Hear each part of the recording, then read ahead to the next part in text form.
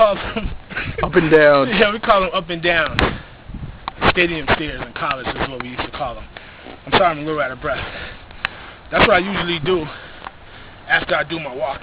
After I do 8 miles, after I do 2 miles, 3 miles, 4 miles, I usually come and do some stairs, you know what I'm saying, and to build up that stamina, you know. So that's just another part of my workout. That's what I do.